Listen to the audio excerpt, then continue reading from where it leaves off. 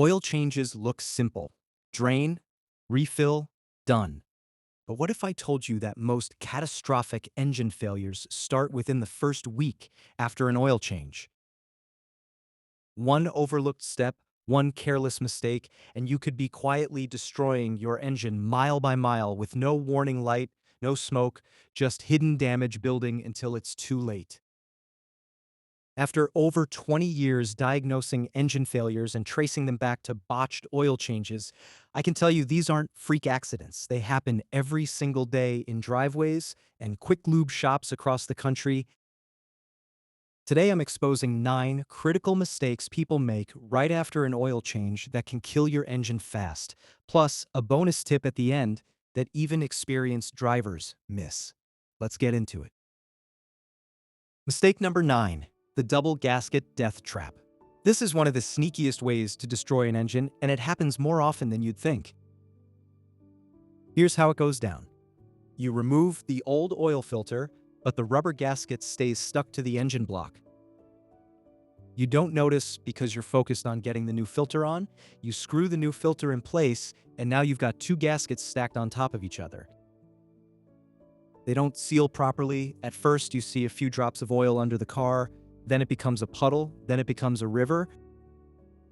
Keep driving like that, and your engine loses oil pressure completely. By the time the oil light finally comes on, the damage is done. Scored bearings, seized pistons, catastrophic failure. The fix is dead simple. After removing the old filter, wipe the mounting surface on the engine block with a clean rag. Run your finger around the seal area to make absolutely sure the old gasket came off with the filter. It takes 5 seconds. Skipping it can cost you $5,000 in engine replacement. If you think that's the only hidden trap, keep watching.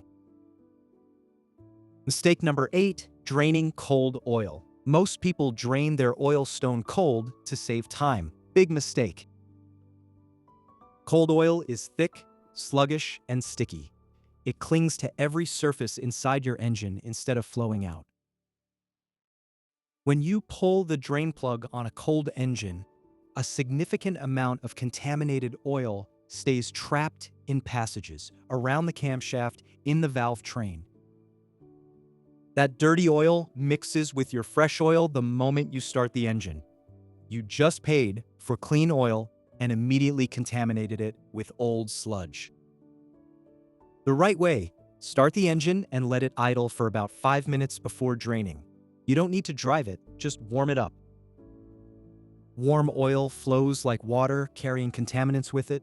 You'll see the difference when you pull the plug. Warm oil pours out fast and clean instead of dripping slowly like molasses. This ensures you're actually removing the old oil instead of just topping off the sludge. And if you think that's basic, wait until you hear the next one. Mistake number 7, overfilling the crankcase. Here's a mistake that sounds harmless but kills engines fast. Overfilling with oil. Many people think more oil equals more protection. Dead wrong. When you overfill, the crankshaft starts whipping that excess oil into foam. Foamy oil doesn't lubricate, it's full of air bubbles that collapse under pressure. Bearings and pistons start running metal on metal even though the dipstick shows full. The pressure builds, seals blow out, gaskets fail, and oil starts leaking everywhere, all from adding 1 extra quart. The safe approach.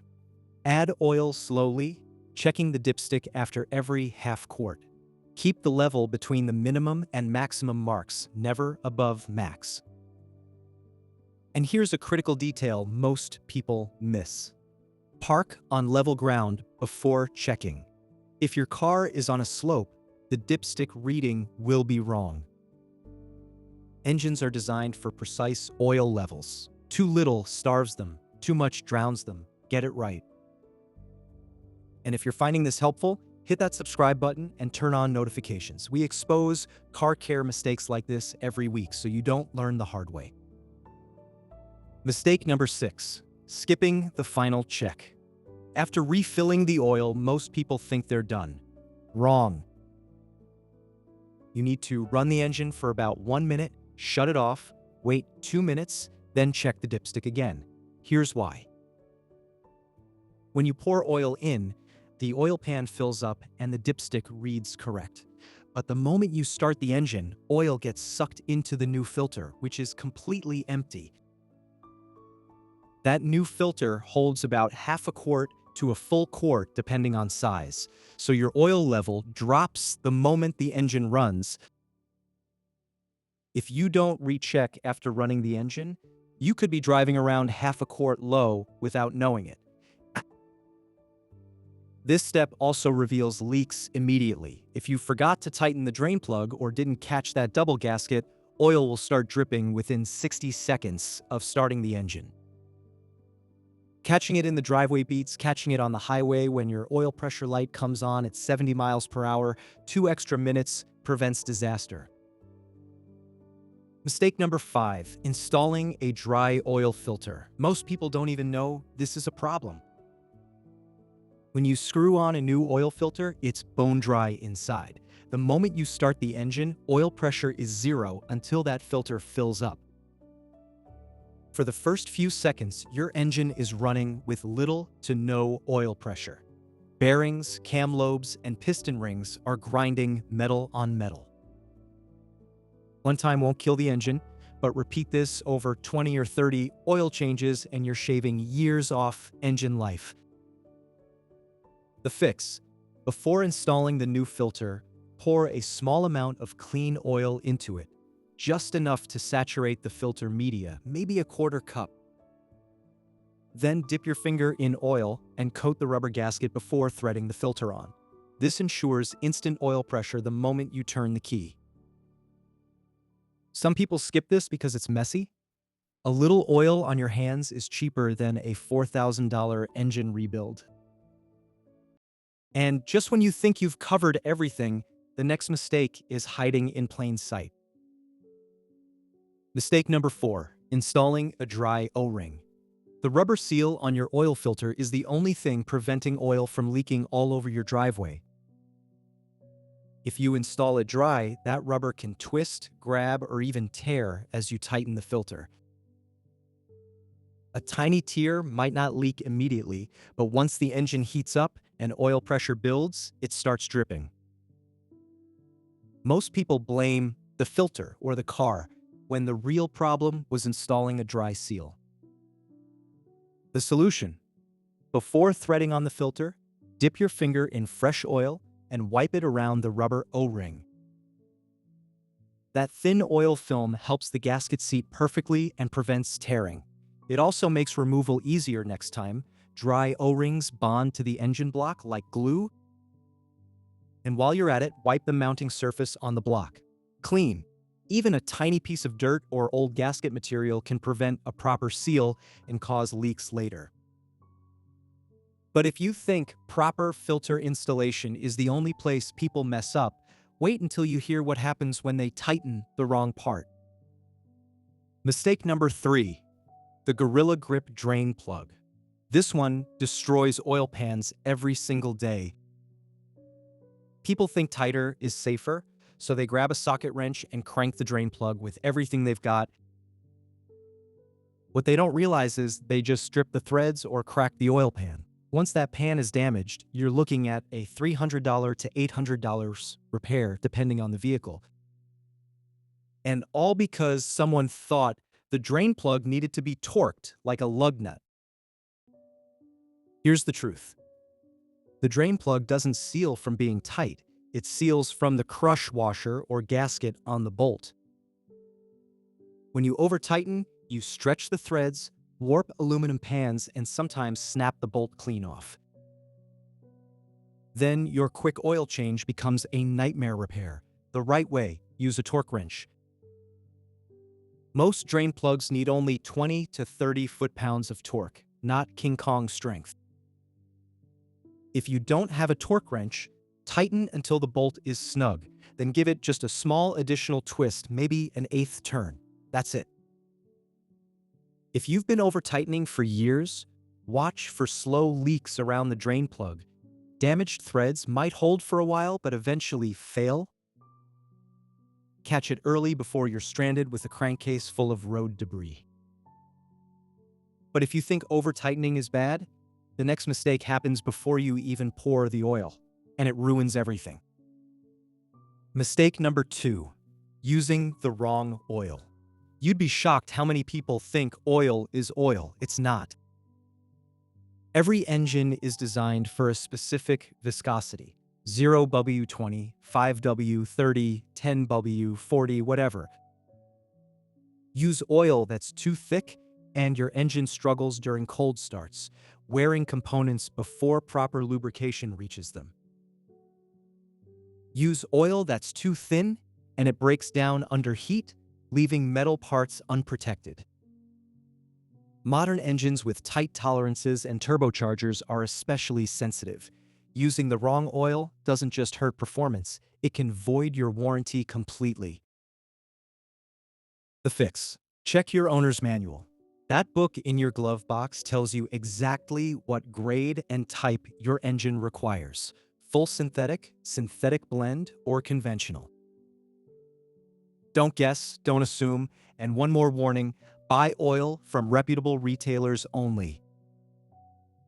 Counterfeit oil is real, and it's being sold online and at sketchy discount stores.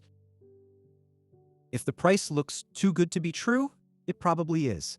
Saving $10 on oil can cost you $6,000 on an engine replacement. But even with perfect oil and perfect installation, the next mistake ignores your car's own warning system.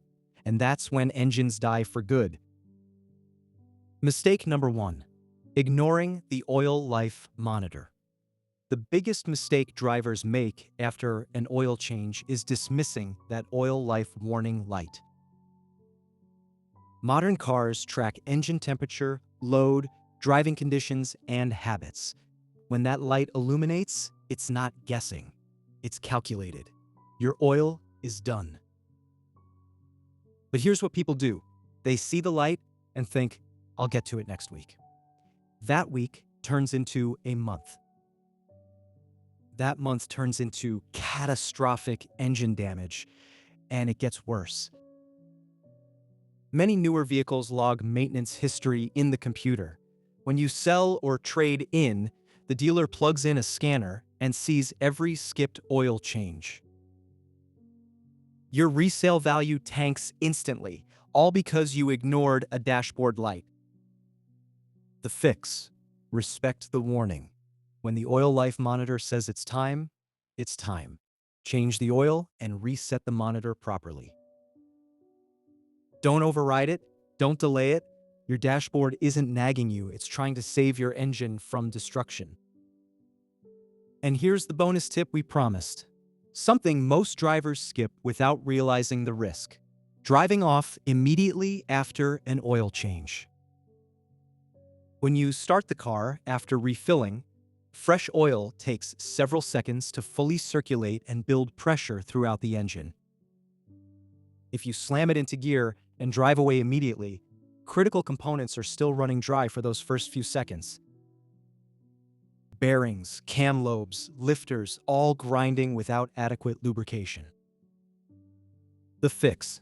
After changing oil, start the engine and let it idle for 30 to 60 seconds before driving. This gives oil time to fill the filter, reach every passage, stabilize pressure, and coat all moving parts. It's a tiny pause that makes a massive difference in long-term engine health. There you have it.